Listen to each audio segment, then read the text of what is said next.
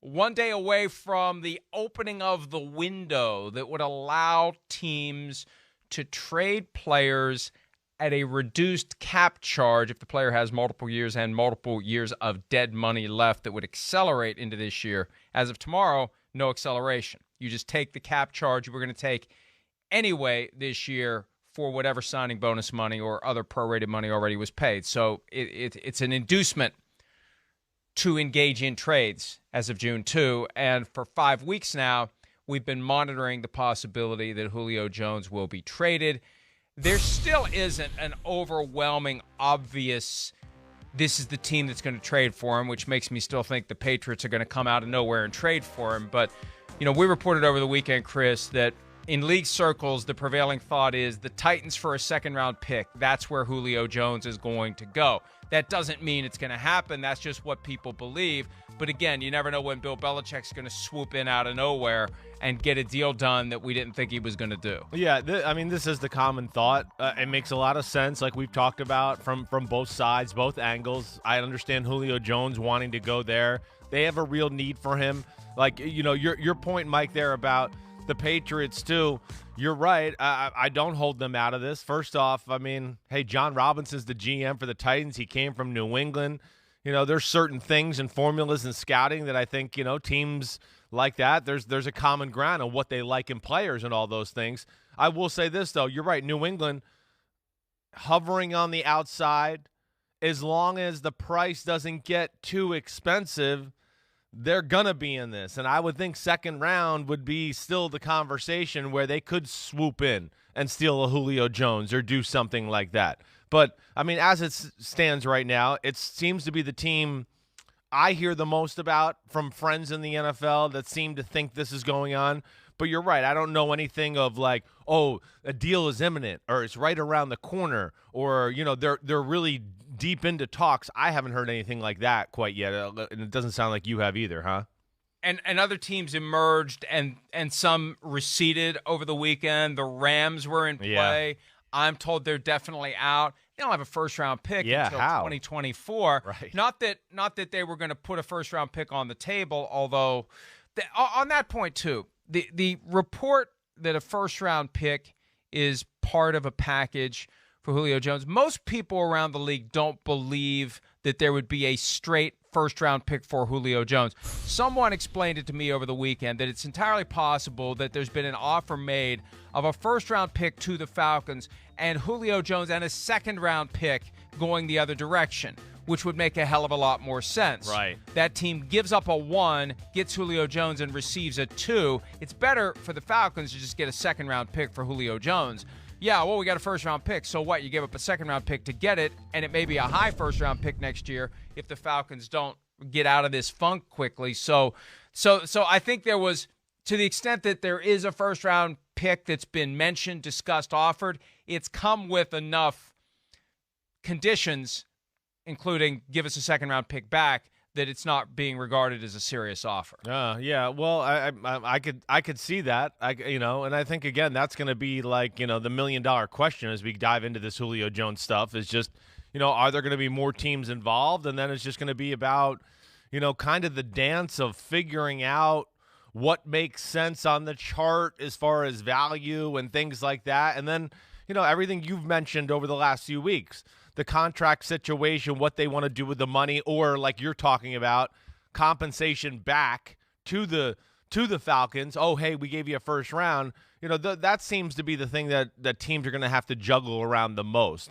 Definitely. And, when I do look at it, to me, again, I just bring it back to the Tennessee Titans to where it makes the most sense for them to be that team. It does. They're a team that I think we both agree is in the window. They made some big-time adjustments in the offseason as far as, free agency, sign a Bud Dupree to add to the pass rush. They bolstered their secondary. Offense, they need another guy. It can't just be A.J. Brown and Derrick Henry. And I do look at them, and I think you do too, Mike, right, as a team that's in the Super Bowl window, to where this opens the window up even more if you get a guy like Julio Jones to come into town. And if you get a Julio Jones who is healthy, motivated, determined. And there's a thought out there that that he will be motivated and determined. Now, healthy you can never guarantee. But one of the caveats that whoever trades for Julio Jones needs to keep in mind, and we posted this, I think, yesterday, the thinking is he's going to want a new contract, either through the door or comes out, has a huge 2021, he's going to want it after that. This idea that, hey, you're getting Julio Jones for 3 years, $38 million, it's about $12 million and change per year. No. That's not what you're getting. You're getting Julio Jones maybe for 15.3 this year.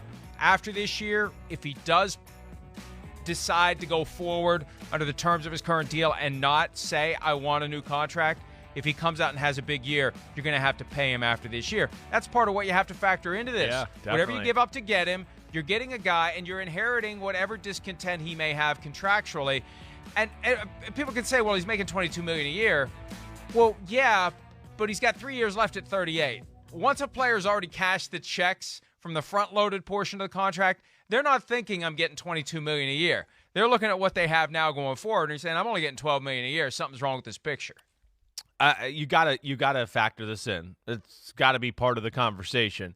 You're right. I don't know if it's something that it doesn't seem to be like when we had the DeAndre Hopkins trade a few years ago, right, Mike, with the Houston Texans, Arizona Cardinals.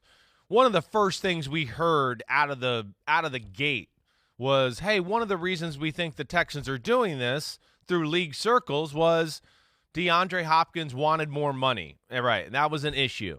I haven't heard that yet. I mean, I'm with you, but I don't hear that being like the jump off point for the trade or anything like that. So, no, but you're right. I think that you have to. Out. You're right. It's not that he wants more money. He wants out. But once he gets in a new landing spot, he's got to be worried about it. I know. That's where I look at and when I think of that aspect of it, that's where I go into New England, and I think about them when it comes to that stuff, and I just go, well, I can't imagine Bill being happy with that scenario. Oh, let me just let's get a player here and see how the year goes, and if he does real good, then oh man, he's gonna hold our feet over the fire and want more money and deal with that and all that crap. And oh wait, we just gave a first-round pick or a second-round pick to get you and do all those issues. That is definitely something you're going to have to balance and have a feel for, talking to his agent and getting a feel from Julio Jones before this trade as far as where his mind might be in that conversation. Hey, and that's the thing, when you don't have a lot of high-end receivers on your team for the past 20 years, you don't have many situations like this where high-end receivers want to be paid. Remember how they dealt with Randy Moss? When he became a free agent after the 2007 season, he became a free agent after that season. They didn't apply the franchise tag. They didn't want to restrain him. They played it the right way, and he ultimately took 3 years, $27 million, which seemed like a lot at the time. It shows you how much the cap's changed since then. But you have to deal with these guys a certain way. And Bill Belichick could look at this situation and say, there's no way out of this maze that doesn't entail blowing our salary structure for a guy who may be happy for 1 year, but come 2022, we're going to have a problem financially. So that's something that definitely needs to be kept in mind. And maybe one of the reasons why there aren't 3 or 4 teams that are jostling and clamoring to try to make this happen. I think it's a few things, right? I mean, there's that possibility. There's the trade aspect, like we talked about, as far as figuring out all the things that need to be done there, whether it's, the Atlanta paying part of the contract this year, whatever, the value, all of that. His health status, where is he there? Like you've talked about. I mean, listen, I'm with you, Mike. I would bet that he's going to be motivated, new team, new place, be on his A game. But, you still, if you're making a trade for a guy and giving away a first or a second round pick, you don't want a guy that you're looking at going, okay, maybe he's got one more good year left in him and then he's going to fall apart. I think that's what's going to scare people too in this whole conversation. I mean, you just look at the last 3 years of stats and, injuries last year, you see everything fell off to a degree. And we know that's part of his history, and that's going to be scary. That's where I don't know where this goes, and I don't know. Where last week I was kind of getting the feeling we were going to get more teams involved in this, and this could raise the price.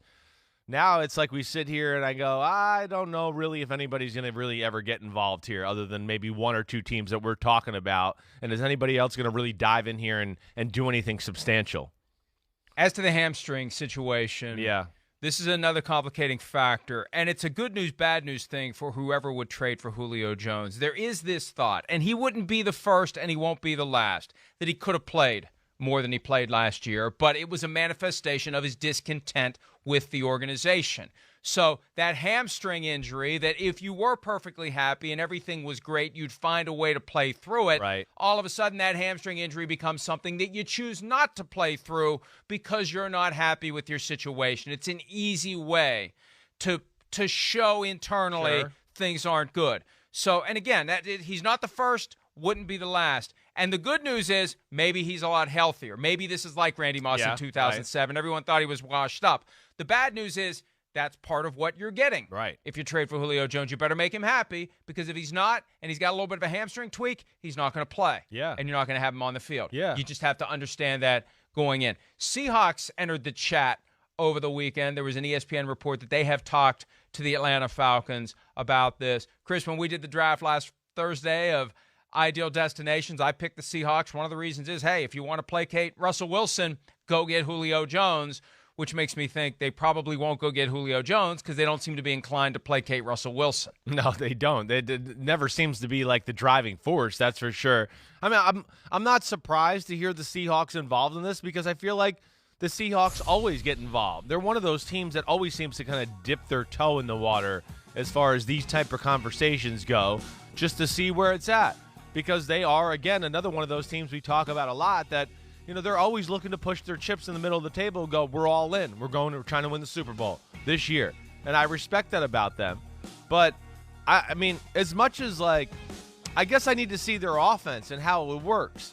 Because what I would tell you right now from what I've seen the last few years, I don't even know how Julio Jones would work up there. I mean, there's times, Mike, I feel like we talked about this a lot during the year, where I'd go, they can't even get the ball to DK Metcalf in certain games. They can't even find ways to do that. Now, I know they got a new offensive program up there, and they're going to be different, but it just doesn't seem like the offense that's been capable of spreading the wealth that way. That's where I'm not sure if it makes sense to me that way either. Yeah, look, I agree. It's going to be hard to do. You better have a plan. And as you said last week, Shane Waldron, the new offensive coordinator, a lot of three-receiver stuff there. But you've got to make it work. And I don't see Pete Carroll signing off on this idea of we're going to have a high-flying aerial offense. He wants to run the ball, and now all of a sudden we have to keep DK Metcalf, Tyler Lockett, and Julio Jones happy.